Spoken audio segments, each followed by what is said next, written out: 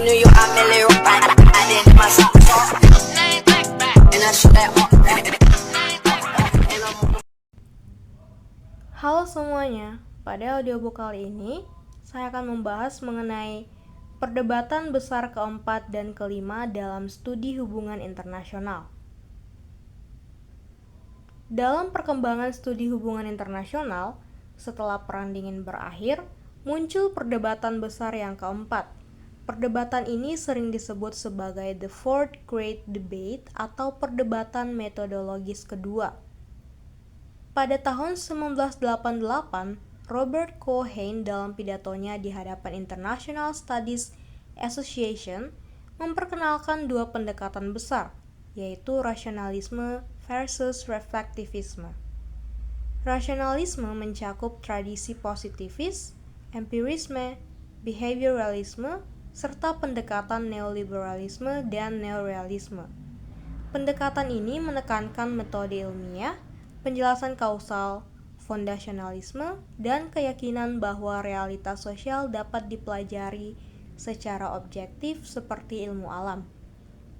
Mereka menggunakan rational choice dan model game theory untuk menjelaskan perilaku aktor internasional. Sebaliknya, reflektivisme atau pendekatan reflektif mencakup post-positivisme, interpretivisme, postmodernisme, feminisme, English School, dan konstruktivisme.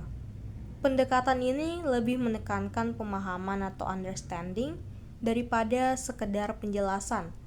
Mereka percaya bahwa realitas sosial tidaklah netral, melainkan dibentuk oleh bahasa, makna, identitas, dan konteks histori. Pengetahuan itu sendiri bersifat konstitutif, yang artinya cara kita memahami dunia turut membentuk dunia itu sendiri. Dalam tabel perbandingan, rasionalisme ini berpasangan dengan positivisme, empirisme, dan pendekatan ilmiah. Sementara, reflektivisme ini berpasangan dengan interpretivisme, antifondasionalisme, dan hermeneutik.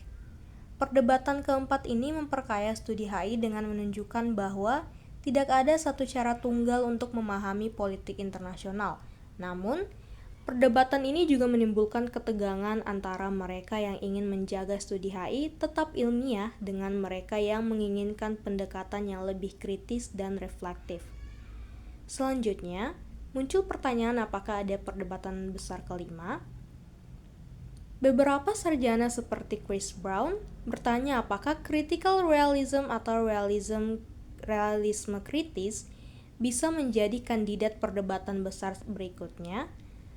Realisme kritis yang dikembangkan oleh filsuf Roy Bhaskar adalah meta-teori yang mencoba menjembatani kesenjangan antara positivisme dan post-positivisme. Pendekatan ini mengakui adanya realitas objektif di luar pikiran manusia, tetapi juga menekankan bahwa realitas sosial ini bersifat berlapis. Ada lapisan empiris, yaitu apa yang kita amati, lalu lapisan aktual, apa yang terjadi, dan lapisan real yang lebih dalam atau mekanisme kausal yang tidak selalu terlihat. Realisme kritis menawarkan cara untuk tetap melakukan analisis kausal yang kuat tanpa terjebak pada empirisme sempit, sekaligus menghindari relativisme ekstrim dari postmodernisme. Ia memberikan ruang bagi struktur dan agen, serta mekanisme generatif di balik fenomena sosial. Meski demikian, hingga kini belum ada konsensus bahwa realisme kritis telah menjadi perdebatan besar kelima. Beberapa sarjana melihatnya hanya sebagai pendekatan alternatif yang bermanfaat, bukan sebagai paradigma baru yang mendominasi.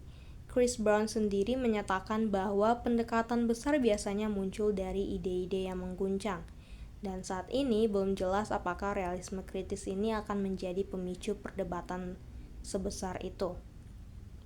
Baik perdebatan keempat maupun kelima ini memperluas cakrawala metodologi HI. Sementara diskusi bahwa perdebatan kelima ini menunjukkan bahwa studi ini terus berkembang secara dinamis, baik rasionalisme maupun reflektivisme, serta upaya sintesis seperti realisme kritis. Semuanya memperkaya pemahaman kita tentang dunia yang kompleks ini. Dengan demikian, mahasiswa HI diajak untuk tidak terpaku pada satu pendekatan saja, melainkan mampu berpikir kritis dan reflektif sesuai dengan pertanyaan yang ingin dijawab. Sekian, terima kasih.